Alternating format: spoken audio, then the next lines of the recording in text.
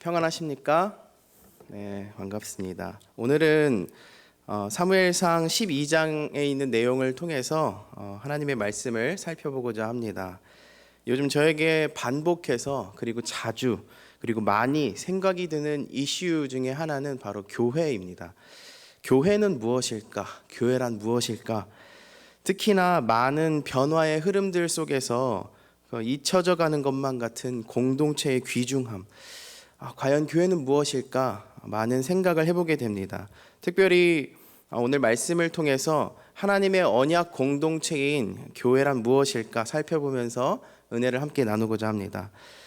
사무엘상 12장은 사무엘서 전체의 귀중한 중요한 전환이 되는 한 부분입니다. 이후로는 이스라엘이라고 하는 공동체가 이제 본격적으로 왕이 나라를 다스리는 왕정 체제로 전환되기 때문입니다.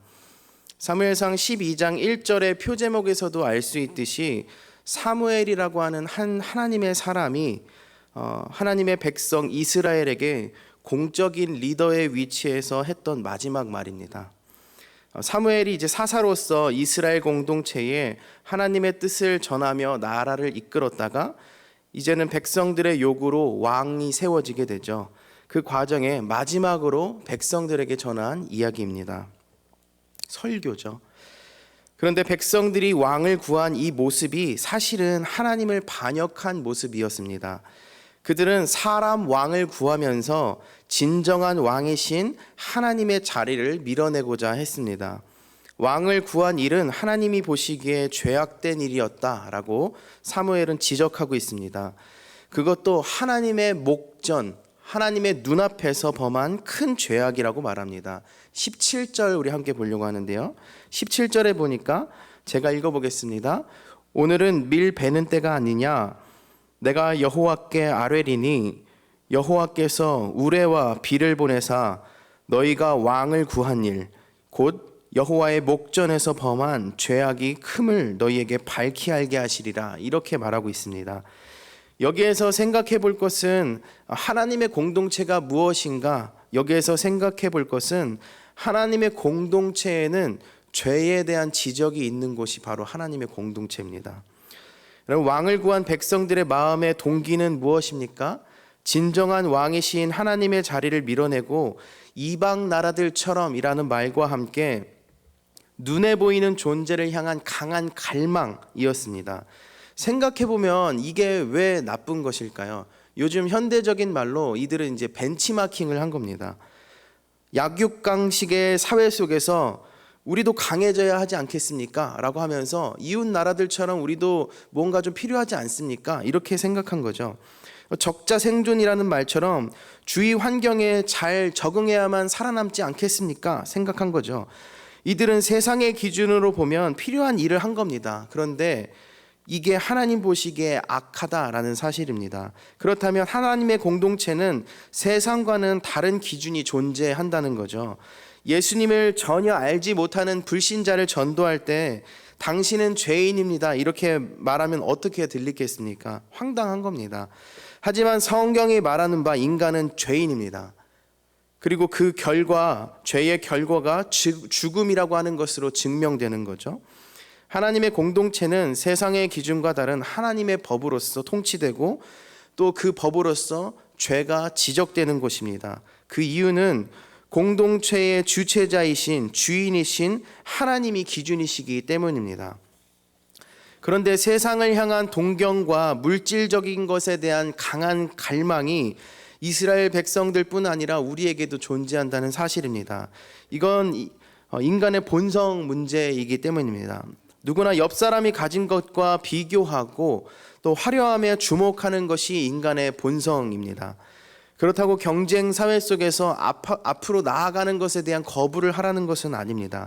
다만 마음속의 동기가 주인이신 하나님께 향하는 것을 거부하는 것, 그것에 대해서 우리는 우리의 마음을 지킬 필요가 있다는 것입니다. 교회는 이런 죄의 습관에 대해 경고하면서 하나님의 뜻을 따라 살도록 인도하는 것이 바로 교회입니다. 교회의 주인이면서 우리의 인도자가 하나님이신 것을 고백하는 우리에게는 죄의 습관에 따라 살아갈 것이 아니라 하나님의 뜻하신 바에 따라 살아갈 것을 힘써 배워야 하는 것입니다. 본문을 통해서 교회 공동체에 관하여서 조금 더 자세히 살펴보자면 사무엘상부터 사무엘하까지의 내용은 사무엘의 출생 과정으로부터 시작되죠. 그리고 사울 왕의 행적들, 그리고 다윗 왕의 말년까지가 사무엘상하의 내용입니다. 우리는 구약의 역사를 통해서 알고 있듯이 이스라엘이라고 하는 공동체는 항상 어떠한 한 리더가 시대마다 존재했습니다.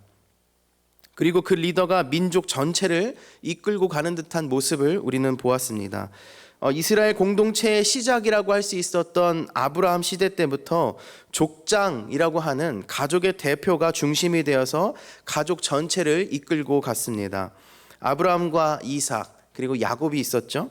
그리고 야곱 이후의 시대부터는 12아들이 이제 12지파로 나뉘어서 점점 번성해 갑니다. 그 여러 지파가 만들어졌어도 그 중에 단연 우두머리들이 있었습니다.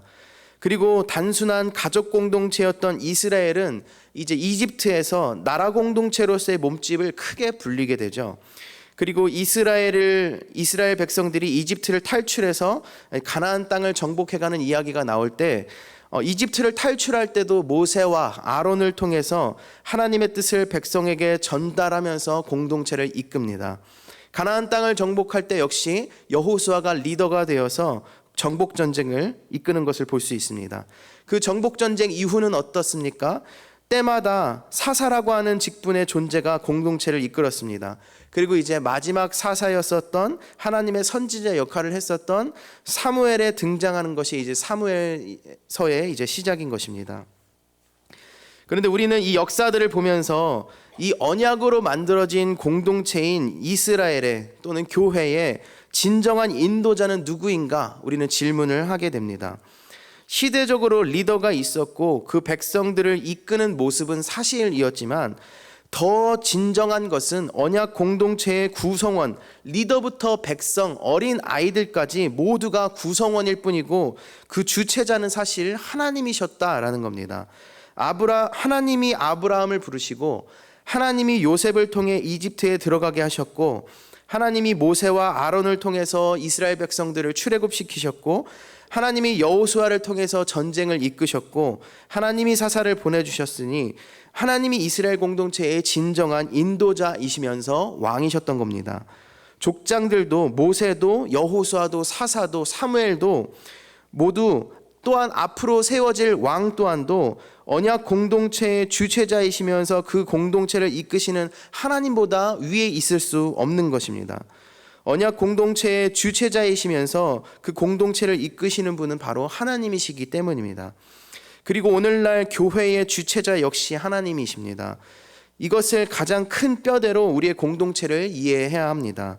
하나님의 언약 공동체의 주체자이신 이것의 가장 큰 근거가 되는 말씀이 오늘 본문의 22절에 있는 말씀인데 제가 22절을 한번 읽어보도록 하겠습니다. 여호와께서 너희를 자기 백성으로 삼으신 것을 기뻐하셨으므로 여호와께서는 그의 크신 이름을 위해서라도 자기 백성을 버리지 아니하실 것이요 주인이시면서 주체자이신 그분께서 이스라엘을 택해서 백성으로 삼으셨다는 것입니다. 잘 아시다시피 이 백성은 하나님께서 부르셔서 택하신 백성들입니다. 언약 공동체라는 것은 바로 하나님께서 부르셔서 택한 사람들의 공동체입니다. 신비 중에 신비인 것은 그들이 하나님의 의로움에 충족될 만한 사람들이 아닌 것입니다. 하나님이 무슨 물질이 필요하셔서 또한 그들이 물질을 풍부하게 바칠 만한 순종의 민족이어서 그들을 택한 것도 아니었습니다. 다만 하나님이 택하시고 하나님이 부르셨다라는 사실입니다. 이게 하나님의 공동체의 특수성입니다. 어떤 이해관계가 없습니다. 창조주이신 하나님의 사랑을 입은 것, 그분의 은혜, 이것밖에 다른 것을 설명할 수가 없습니다. 그런데 우리는 종종 공동체의 주체자이시면서 구원으로 초청하신 구원의 주체를 헷갈릴 때가 있다는 사실입니다. 실제로 이것은 중세 1000년의 기독교 역사에서 종교 개혁이 일어난 중요한 계기가 되기도 했습니다. 여러분, 종교 개혁이 일어날 당시 교황, 주교는 구원을 주는 존재와도 같았습니다. 캐톨릭에서 구원을 위한 은혜의 수단 7가지가 있는데요. 다시 말씀드리겠습니다. 구원을 얻기 위해서 은혜의 수단 7가지가 있습니다. 그게 이제 칠성례라고 이야기하죠. 거기에서는 우리가 용어는 다르지만 우리도 지키고 있는 세례와 성찬도 포함되어 있습니다. 다만 우리가 지키는 세례와 성찬은 거룩한 예식이지만 구원에 이르는 조건은 아닙니다. 여기서 중요한 것은 캐톨릭 교회는 구원을 이루기 위해서 칠성례가 반드시 있어야 할 수단이라고 이야기하는데요. 재미있는 것은 이것을 지키기 위해서 이제 공인된 주교만이 이 예식을 할 수 있습니다. 그렇다면 주교가 이 예식을 집례하지 않으면 구원을 받을 수 없게 되는 이상한 구조가 형성되는 겁니다. 그랬을 때 마틴 루터가 95개조 반박문을 이제 붙이게 되면서 개혁의 시작을 알리죠. 제5항에서 95개조 조항 중에서 제5항에서 이렇게 기록하고 있습니다. 교황은 그 직권 혹은 교회법의 위세로 부과된 형벌 이외에 어떠한 벌이든지 용서할 힘이나 뜻을 가지지 못한다. 그러니까 행정적인 법들은 몰라도 근본적인 죄의 문제를 용서할 권한이 교황에게 없다라고 하는 반박문입니다. 그 당시는 면죄부, 죄를 면해주는 그 면죄부를 교황청에서 판매하는 시대였습니다. 칠성례 집례권이 주교들에게만 있었습니다. 그러니까 구원의 주체가 지금 누구에게 있는 겁니까? 교황이나 주교 같은 사람에게 가 있는 상황인 것입니다.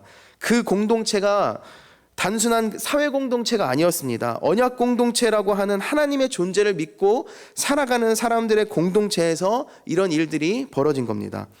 그러면서 종교개혁 이후에 바른 교리에 관하여서 그 뼈대를 세운 역할을 한 그 칼빈이라고 하는 신학자가 구원에 관하여서 말할 때 이제 예정론에 대해서 말을 하죠.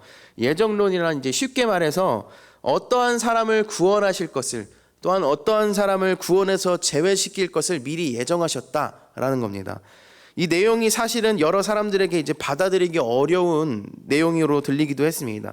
왜냐하면 하나님이 천국에 갈 사람과 지옥에 갈 사람을 미리 정하신 것인가? 이게 과연 옳은가?라고 하는 질문들입니다.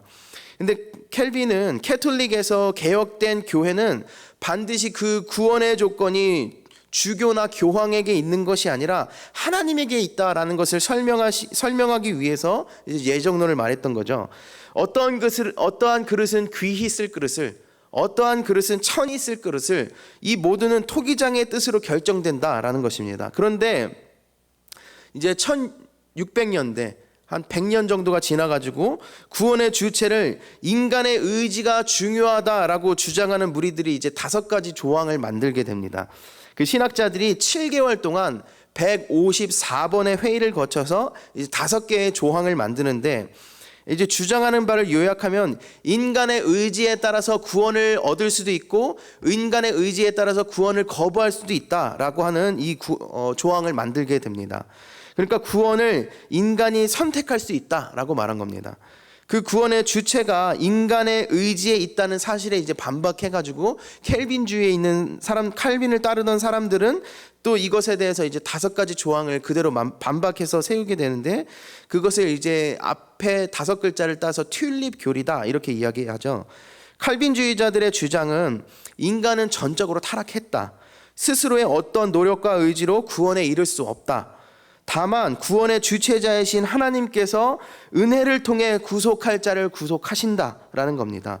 여기서 중요한 것은 구원의 주체자가 누구인가라는 것입니다. 인간이 구원을 이룰 수 있는가 혹은 구원을 거부할 수 있는가, 이것에 대한 이슈입니다. 오늘 본문에 보면은 분명히 하나님을 거역한 백성들의 모습입니다.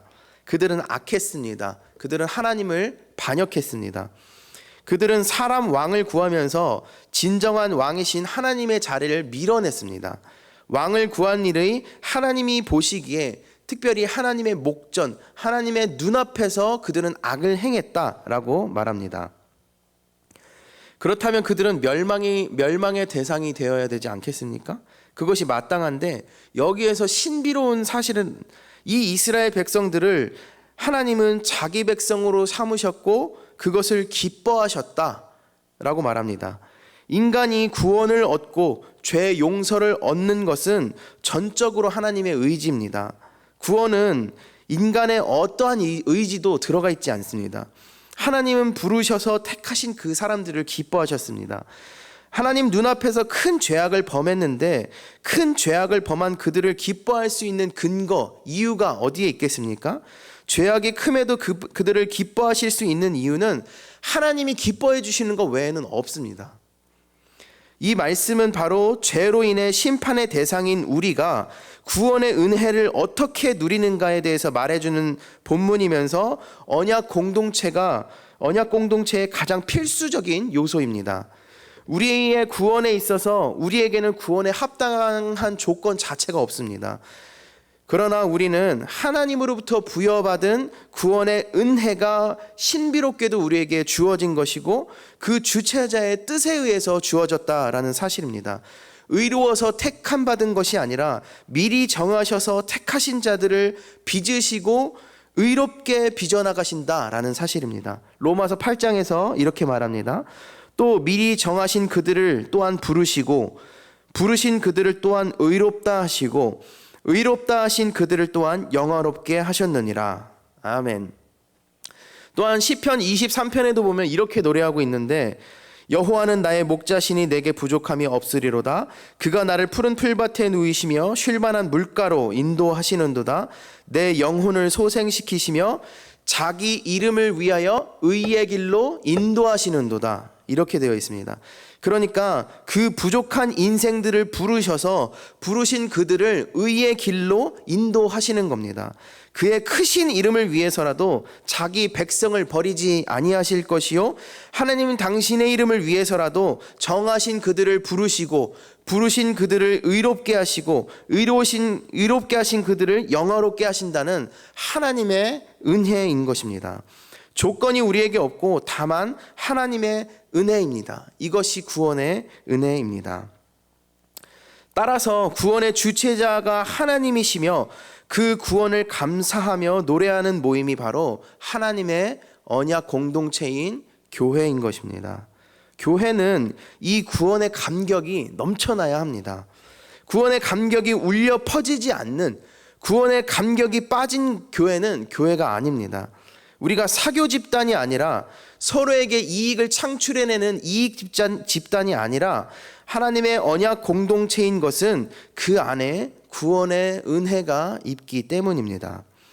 그렇기 때문에 교회는 모이면 단순히 수다를 주고받는 것이 아니라 하나님의 은혜에 대한 교제를 나누며 하나님께 예배와 찬양과 경배를 올려드리는 것이 마땅한 겁니다.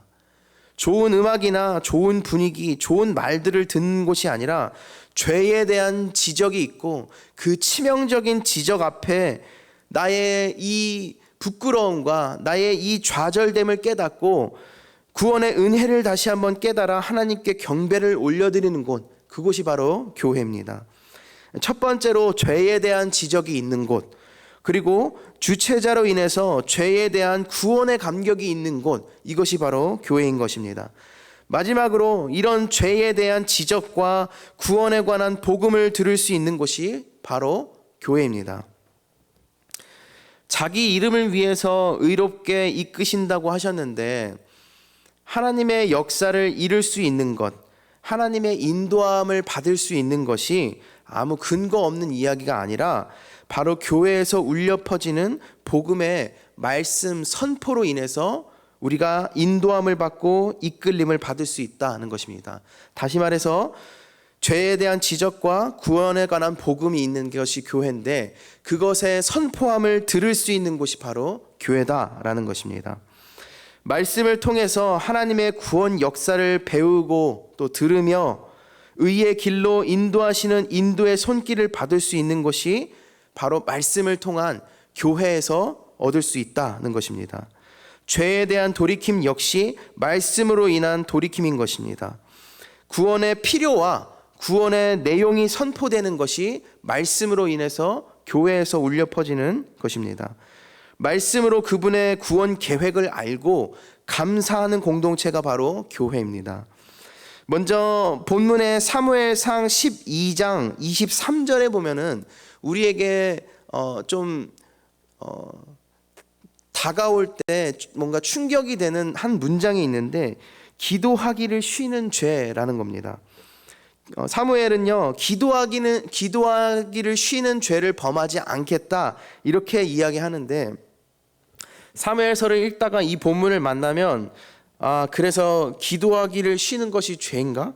이렇게 받아들이기가 쉽습니다. 그러면서 기도 열심히 해야지 이런 결단을 하게 됐죠.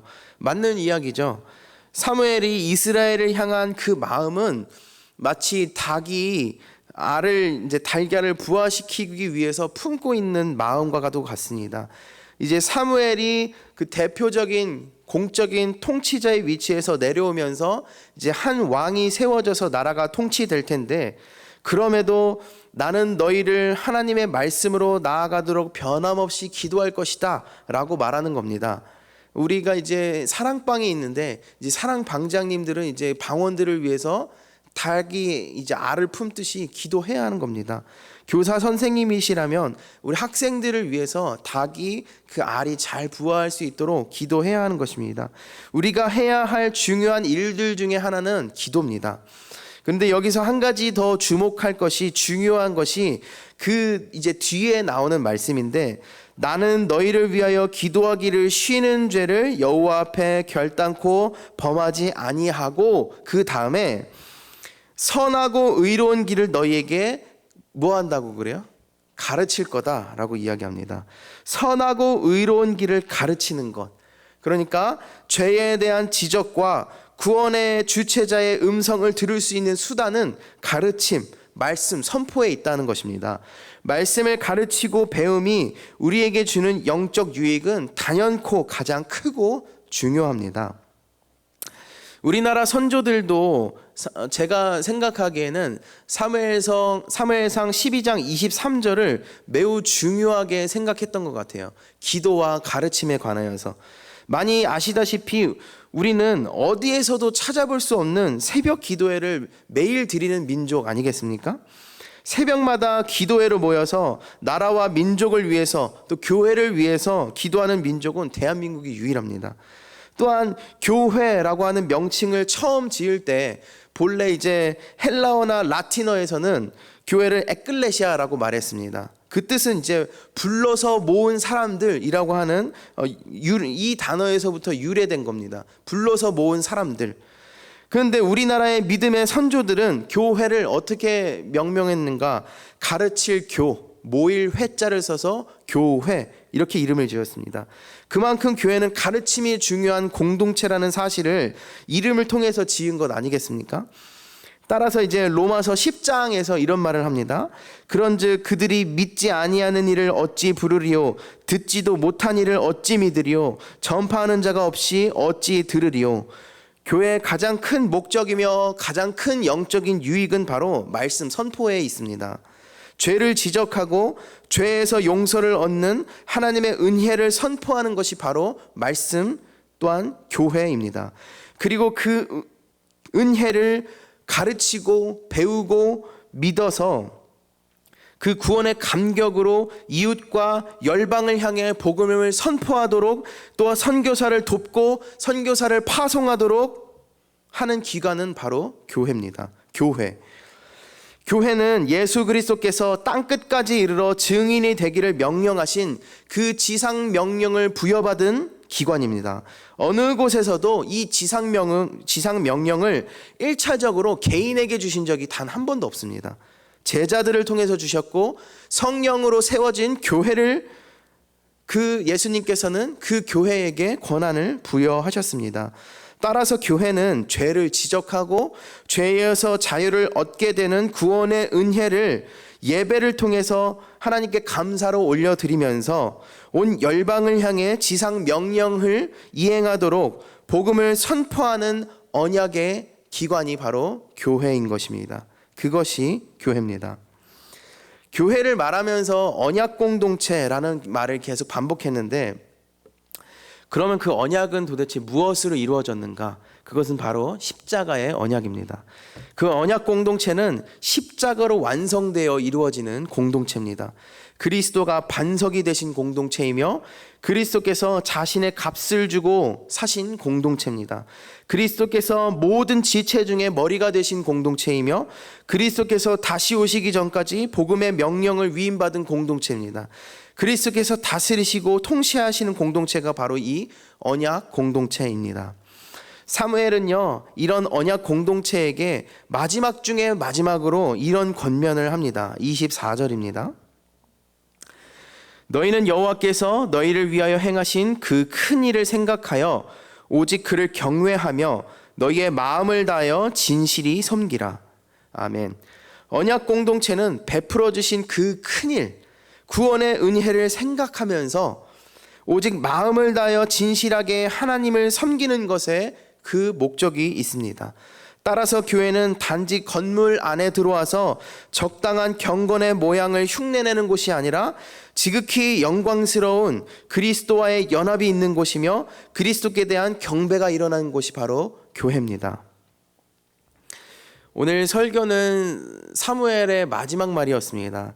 참 저에게 개인적으로 은혜의 결단이 일어났었던 것은 모세의 마지막 설교, 여호수아의 마지막 설교, 또 사무엘의 마지막 설교, 사도 바울의 마지막 설교, 이런 마지막 설교들이 있지 않습니까? 근데 제가 이 설교, 사무엘의 마지막 설교 말씀을 이제 준비하면서 다른 말씀을 전했었던 설교자들의, 성경에 나와 있는 설교자들의 마지막 설교들을 다시 한번 되짚어 보게 됐는데 다 동일하더라고요. 하나님을 더 사랑하라. 이게 동일하더라고요. 하나님을 사랑하고 하나님을 경외하고 마음을 다해서 진실히 하나님을 섬기라. 모든 설교자들의 마지막이 똑같았습니다. 저도 이제 목사가 되어가지고 이제 작년부 설교를 처음 이제 새벽 예배나 부서 예배를 제외하고는 처음으로 작년 예배를 설교를 하는데 나의 마지막 설교는 어떨까 이제 시작하는 목사가 마지막 설교를 이제 생각해 보게 된 건데요. 바라기는 우리 모두가 처음과 끝이 동일하게 하나님을 진실되이 섬길 수 있었으면 좋겠습니다. 성도 여러분, 바라기는 우리 성서대학교에 함께 부르신 모든 성도님들이 이곳에서 행복한 신앙생활을 하시기를 소망합니다. 그리고 이곳에서 하나님의 언약 공동체의 일원으로서 죄에 대해서 발견하고 또 그 죄에 대한 십자가로 용서함을 받으며 그 십자가의 용서가 우리에게 너무 기이하여서 감격으로 하나님 앞에 감사의 예배를 올려드리는 그 감격과 함께 그 말씀을 통해서 날마다 큰 영적인 유익을 누리시는 모든 성도님들 되시기를 소망합니다. 아멘. 기도하겠습니다.